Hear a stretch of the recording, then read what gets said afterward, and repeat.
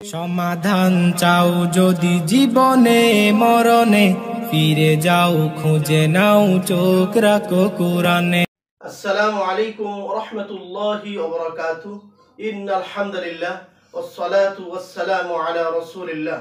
সম্মানিত শ্রোতা বন্ধুগণ, আশা করি আল্লাহ পাকের অশেষ মেহেরবানিতে আপনারা সকলে ভালো আছেন।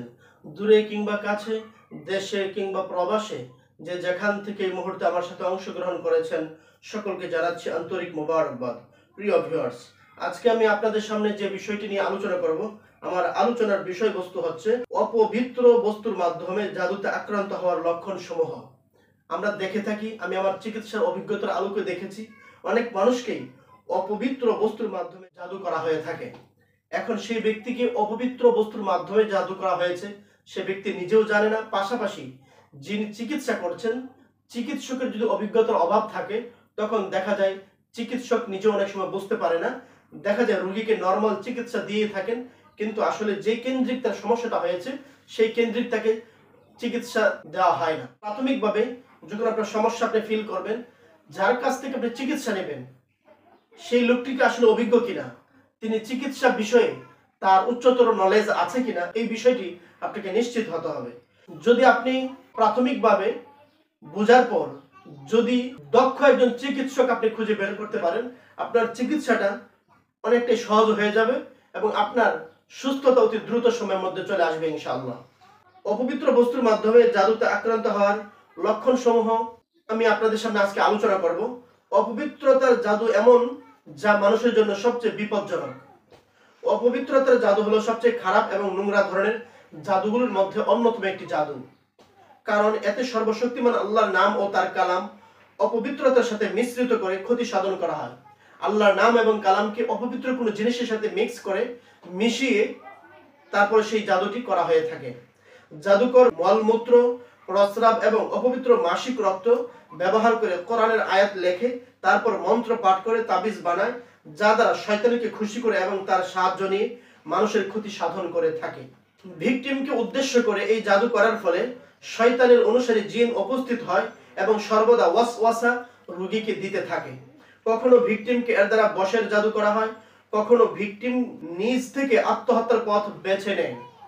অর্থাৎ জাদুটি তাকে এমনভাবে করা হয় ভিকটিম যেন নিজেই আত্মহত্যার পথ বেছে নেয়, আত্মহত্যার দিকে তার মন মানসিকতা ঝুঁকে পড়ে।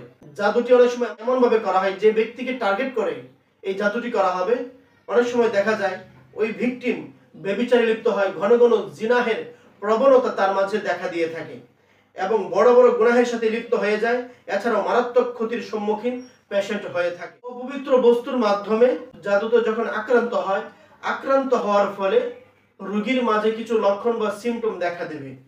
এই পর্যায়ে আমি আপনাদের সামনে অপবিত্র বস্তুর মাধ্যমে যদি কোনো ব্যক্তি জাদুতে আক্রান্ত হয়, তখন ওই ব্যক্তির মাঝে কি ধরনের লক্ষণ দেখা দেবে সেই লক্ষণগুলো পর্যায়ক্রমে উপস্থাপন করবো ইনশাআল্লাহ। অপবিত্র বস্তুর মাধ্যমে জাদুতে আক্রান্ত হওয়ার 1 নাম্বার লক্ষণ হচ্ছে ভিকটিমের অবস্থা স্বাভাবিক থেকে সর্বদিক দিয়ে অস্বাভাবিক হতে শুরু করা। 2 নাম্বার লক্ষণ হচ্ছে দুর্বল মনস্তাত্ত্বিক অবস্থা, চাপ, উদ্বেগ এবং বিষণ্ণতায় তিনি ভুগবেন।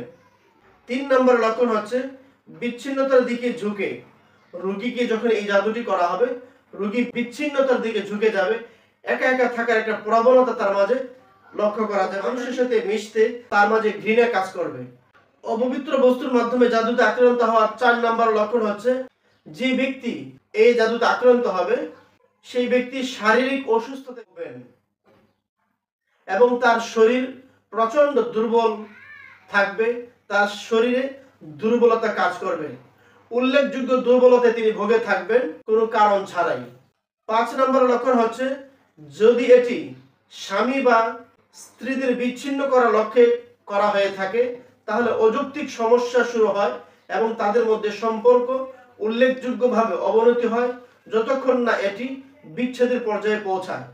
যদি স্বামী স্ত্রীকে বিচ্ছিন্ন করার জন্য অপবিত্র বস্তুর মাধ্যমে জাদু করা হয়, তখন দেখা যাবে যুক্তিসঙ্গত কোনো কারণ ছাড়াই স্বামী স্ত্রীর মাঝে সমস্যা শুরু হবে, ঝামেলা বাঁধবে, ঝগড়া হবে, একে অপরকে সহ্য করতে পারবে না, একে অপর থেকে বিচ্ছিন্ন হওয়ার একটা প্রবণতা তাদের মাঝে কাজ করবে।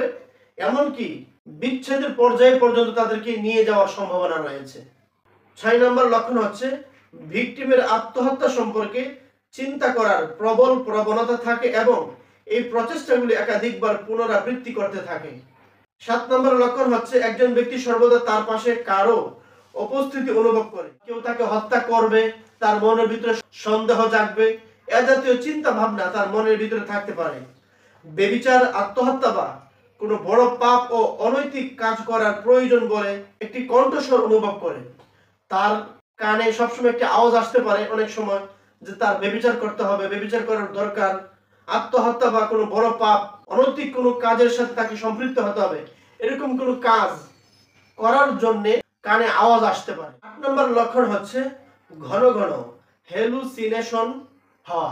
যে ব্যক্তি অপবিত্র বস্তুর মাধ্যমে যদি আক্রান্ত হবেন, ওই ব্যক্তি ঘন ঘন হ্যালুসিনেশনে ভুগবেন, অর্থাৎ অবাস্তব বস্তুকে তিনি বাস্তবে ভাববেন। সর্বশেষ 9 নম্বর যে লক্ষণটা আমি উপস্থাপন করব, যদি কোনো ব্যক্তি অপবিত্র বস্তুর মাধ্যমে যাতে আক্রান্ত হন, তখন ব্যক্তির ঘুমের মাঝে ব্যাপক পরিবর্তন দেখা দেবে এবং ঘুমের মাঝে তিনি ভয়ঙ্কর স্বপ্ন দেখবেন। এই লক্ষণগুলো কোনো রোগীর মাঝে প্রকাশিত হলে জাদু নষ্টের উদ্দেশ্যে সরাসরি রুকিয়া করার জন্য অতি দ্রুত সময়ে চিকিৎসা নেওয়ার জন্য রোগীকে অথবা রোগীর অভিভাবক যারা আছেন তাদেরকে উদ্যোগ নিতে হবে। কারণ এই জাদুটি অত্যন্ত ভয়ঙ্কর একটি জাদু। আমি বলেছি ভয়ঙ্কর যত প্রকার জাদু রয়েছে, যে সমস্ত জাদুগুলো মারাত্মক পর্যায়ের ক্ষতি সাধন করে থাকে, ওই সমস্ত জাদু সমূহ থেকে উল্লেখযোগ্য একটি জাদু হচ্ছে অপবিত্র বস্তুর মাধ্যমে জাদু করা। অতীব গুরুত্বের সাথে নিয়ে আমরা যদি তড়িৎ গতিতে চিকিৎসার ব্যবস্থা নিতে পারি, তাহলে দেখা যাবে আপনার রোগী এই সমস্যা থেকে বেরিয়ে আসবে এবং গোটা একটি পরিবার বড় ধরনের একটা ঝামেলা থেকে বেঁচে যাবে ইনশাআল্লাহ। আমার এই ভিডিওটি যদি আপনাদের কাছে ভালো লেগে থাকে, তাহলে অবশ্যই আপনারা অন্যদের কাছে শেয়ার করবেন এবং লাইক এবং কমেন্টের মাধ্যমে আপনাদের মূল্যবান মতামত অবশ্যই ব্যক্ত করবেন। আর এখনো যারা আমার এই চ্যানেলটি সাবস্ক্রাইব করেননি, আপনাদের কাছে ছোট্ট একটি রিকোয়েস্ট থাকবে, অবশ্যই আমার এই চ্যানেলটি সাবস্ক্রাইব করে ফেলুন এবং সব সময় আমার পাশেই থাকুন। আবারও দেখা হবে নতুন কোনো একটি ভিডিওতে। সেই পর্যন্ত আল্লাহ তাআলা আপনাদের সকলকে ভালো রাখুক, সুস্থ রাখুক, এই প্রত্যাশা ব্যক্ত করে আজকের মতো এখানেই বিদায় নিচ্ছি। আল্লাহ হাফেজ।